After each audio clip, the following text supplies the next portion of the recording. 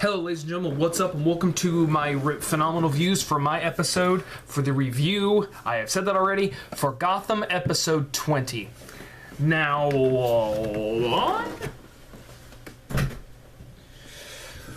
from the last episode, of course, as I talked about, Barbara gets with the killer and she automatically thinks, kinky. The episode starts with Barbara and the killer. Of course, you know how it talks, like how the killer would be like, they had sex. A lot of sex. Like, you know how I know they had a lot of sex? Here's how I know. Hey, how'd you sleep? You mean the only hour that we got sleep? What's up? Great. They had lots of sex. Anyways, the killer starts to do the same thing with Barbara that he did with the other girl. Like when she was wanting to leave, he would be like, come on, why don't you stay? Why don't you stay? Then he went psycho. And he's like, he pretty much tells her how like he thinks that she's the one, and how he talked about in the when he talked about in the episode last week of how he's looking for the one who won't leave him and that he'll find her. He thinks Barbara is the one because of all the stuff that she deals with and how she was towards him in the other episode. And so he thinks she's the one and he's going to keep her there against his will. She does try to get away, but of course the killer's not going to let her. So now we get with Barbara, or we get Gordon at the GCPD with Lee. Lee's trying to talk to Gordon down, basically be like, look, this isn't your fault. You two weren't even dating at the time. So you couldn't have known this was going to happen, but of course he still thinks that it's his fault because of how he used to love Barbara in the picture he put up. He put Barbara in danger, but he also put Lee in danger, and he also blames himself for that. Now, Lee was pretty much like... Lee is basically trying to get, like I said, she's trying to get him to understand that it wasn't his fault no matter what, but... Actually, at the end of the episode, she said that she was being a little bit selfish, and she kind of was, because of like how she's like, come on, you two weren't even dating, don't blame it on yourself. She said that she was kind of scared because she was afraid that this was going to take Gordon back to Barbara, and she didn't want that. You know, she loves Jim, she wants to be with him, and he's like, I love you, I don't love her anymore, I love you, I'm going to be with you. And so that was, I like that character development with Lee. It really does show. It really does. And also we get more character development with Harvey as in the first season, you know, because this season's about to come to a close. Harvey is being there for Jim and basically like, look, you have been, when was the last time you slept? I don't know. When was the last time you ate? I don't know. You need to get some shut-eye. You look horrible. You're burnt. You know, he was burnt out because he's been up for nights trying to find the killer. We do see Ed, and I honestly thought this was pretty funny. We see Edward Nygma, aka the Riddler, taking the body that was cut up, and of course, Miss Kringle walks in when he's getting ready to do what he's getting ready to do, and she sees the body parts, and he's freaking out. He's like, oh dear, oh dear, oh dear. She doesn't even notice. She's like, I don't understand how you can be around just death all the time. And he's like, well, you know, you gotta have a sense of humor, but I seriously need to get back to work now. Go! And he almost got caught, and I thought it was really funny. And he says, no body, no crime. No crime, no body. In the beginning of the episode, though, Bullock does have a suspect that has said that he has seen the ogre, and so they do question him, but I think Jim either scared the kid or did something very illegal to scare the kid. Either way, he scared the kid because the kid's like, what value is this woman to you? What value? Yeah, how much you willing to pay? Harvey, I'm about to do something illegal and that is against Gotham code or Gotham law. He's like, I'll close the door. And then it just cuts to, he might have just scared him, but it just really shows just how intimidating Jim can be.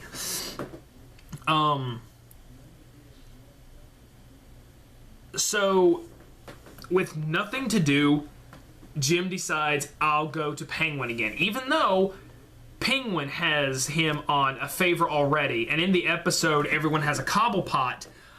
He went to Jim, or Jim went to him, and he had to do that favor.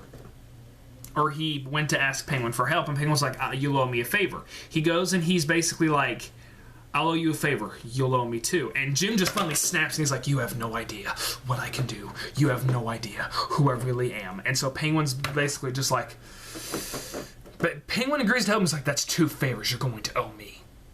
Oh man, and Penguin is a genius. It took me honestly to like the mid-ending of the episode to figure out, okay, so basically we discover, we find out why Penguin set this particular place and this particular time of when Maroney was going to be in that certain bar. It's because I think his brother or his friend or whatever was getting out of jail, and because Penguin was reading the papers, he knew that the person was going to get out of jail. Now, Penguin has been setting up for the past 2 episodes. He's been setting up that he's going to kill Maroney. So the plan unfolds. The guy goes there when Maroney and his gang are there with his friend. Penguin's hitman comes in, and it's actually someone that works for Falcone. So it's basically like Falcone wants to send you a message, and he pulls out a gun, and the gun clicks. And like everyone who was going to help him, all their guns jam, and he's like, "Guns jammed. If that's not a sign from God, I don't know what is." But he kills the person. He's like, "I'm going to send Falcone a message." As a matter of fact, you don't need to be alive. So I was like, wait a minute. Penguin planned this whole thing. I was like, wait a minute. Why would he set all this up and the guns would jam? And I was like, he's setting it up because he wants to have Maroney kill Falcone. I'm actually thinking, here's what I thought. He's wanting to get the two big bosses angry at each other, make them go head to head, kill each other. Who's left to pick up the pieces? He is. He gets everything. He's worked with Maroney. He's working for Falcone. And it's perfect. And at the end of the episode, Penguin's just sitting there with a drink, enjoying himself and laughing. Oh, guys, I know I don't seem that pumped up about this episode, but trust me, this episode was good. This was a great way. I cannot wait to see how they're going to end the episode, or end the season. However, I am disappointed because in the trailer for the episode that I'm reviewing right now, it showed Alfred was going to show Bruce a cave, a hidden compartment, and the end of the episode, they did not do that, and I was disappointed. I was like, come on, you show us that and you don't do anything with it? They're probably going to do that in episode 22, which I'm totally fine with. So Alfred talks to Bruce, and he's like, I'm going to go see Reggie's body, and he's like, well, he was pretty, they said he was pretty drunk. He might have fallen out the window. He was like, no, Reggie is a legend. He can hold his alcohol.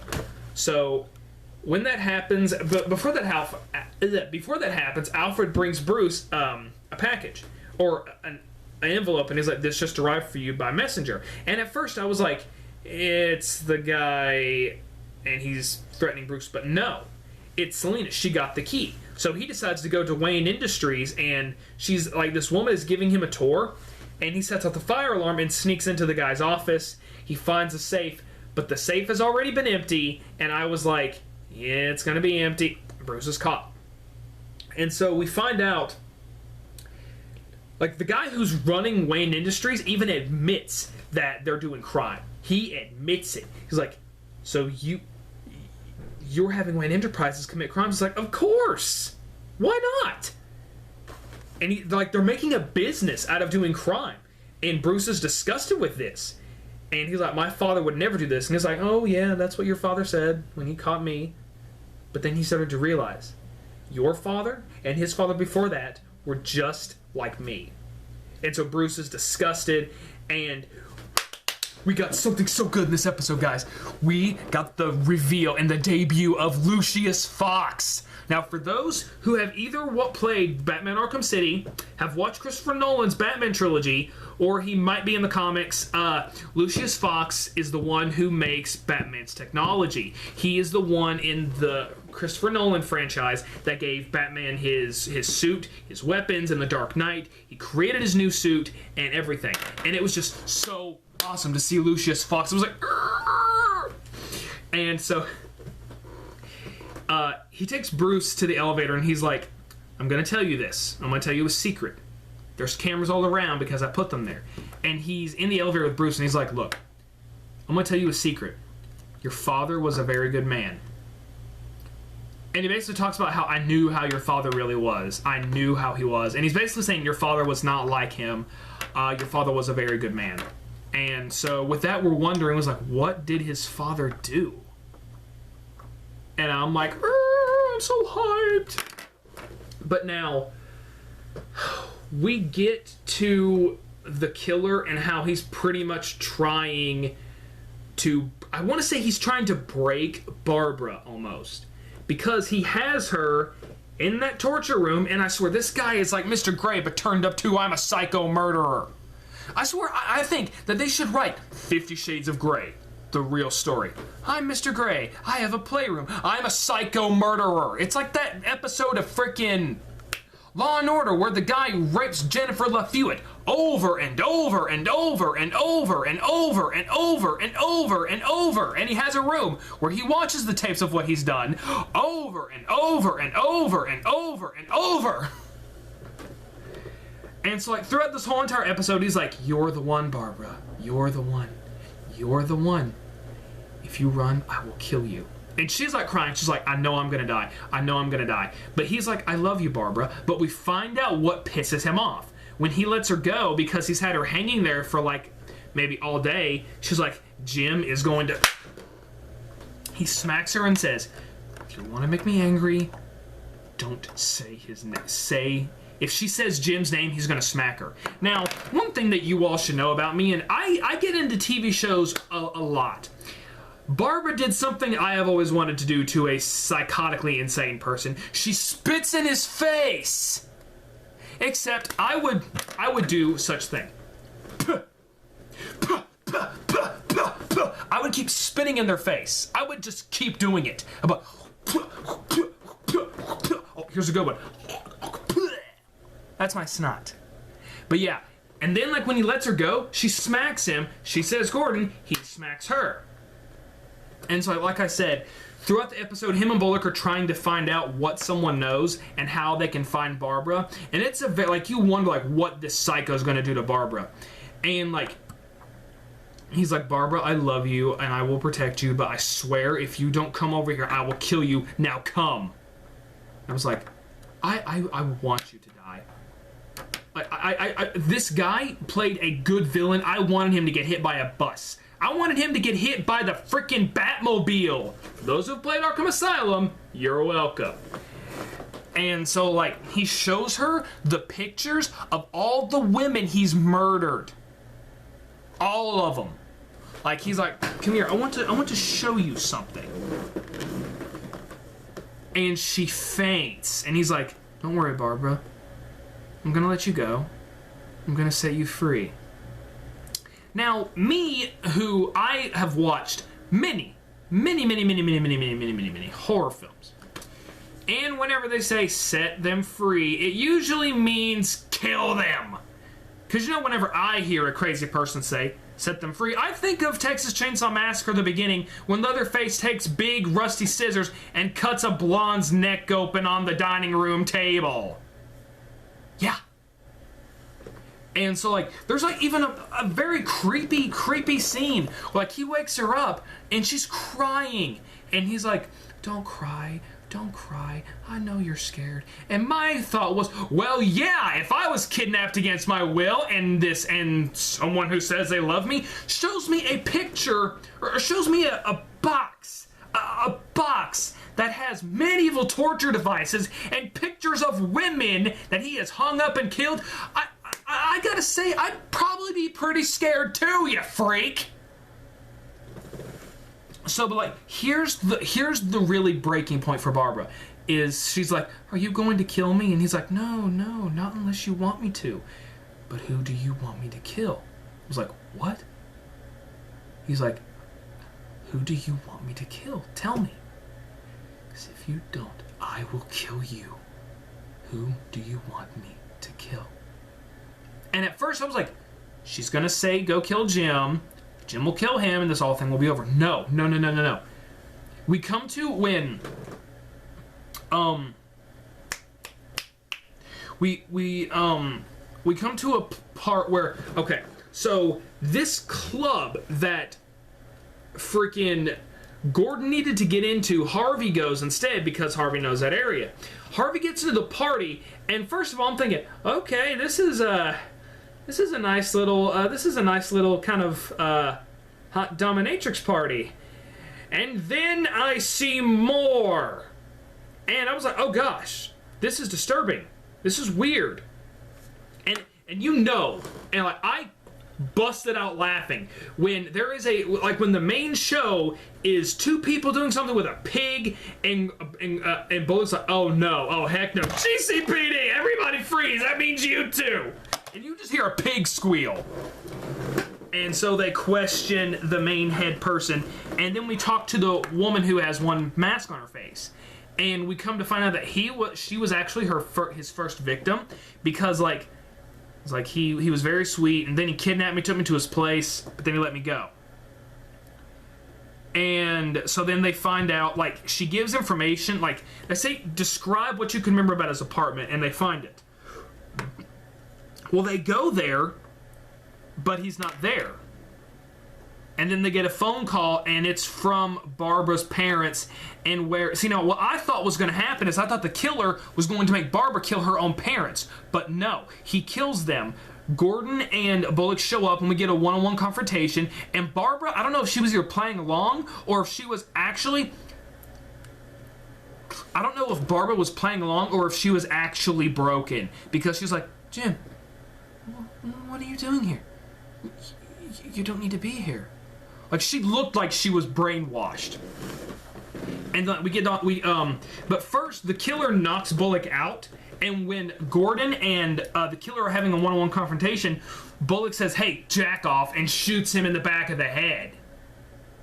And thus the killer is dead. And I don't know if, like I said, I don't know if Barbara was playing along or not, but yeah, and so it's over. And then we cut to Bruce, who told Alfred the truth. And Alfred says, Bruce, your father was a good man. And Bruce is like, I know. But all good men have secrets. And the episode ends with Maroney's people going on a killing spree, shooting up Falcone's people. Maroney sent Falcone that guy's head. And the chief of police comes in and is like, all right, everyone, Maroney has just shot some people of Falcone's. We're in the middle of a gang war. No one is sleeping. No one is going home until we fix this. And they are beefing this episode to be amazing. But guys, this has been another episode of Phenomenal Views. Put in the comments below and hit that like button. Unless you're sitting upside down, click the button that looks like this. If it's like this, no. But if you're right side up, this is the right button. But put in the comments below, what did you think about the twist about where did you see it coming along? Like, did you see Penguin really setting Falcone and Maroney up? I didn't. If you did, put in the comments below what you thought about it. Hit that like button, share this video, share it with your parents, your mom, your dad, your dog, your grandma, your grandma's dog, your sister's dog, brother's dog, your other friends' dogs, your enemies. I don't know, share the video. Guys, have a good day, and I hope that you, for those who are in college, I hope you'll have a good summer. 'Cause school's almost out for summer.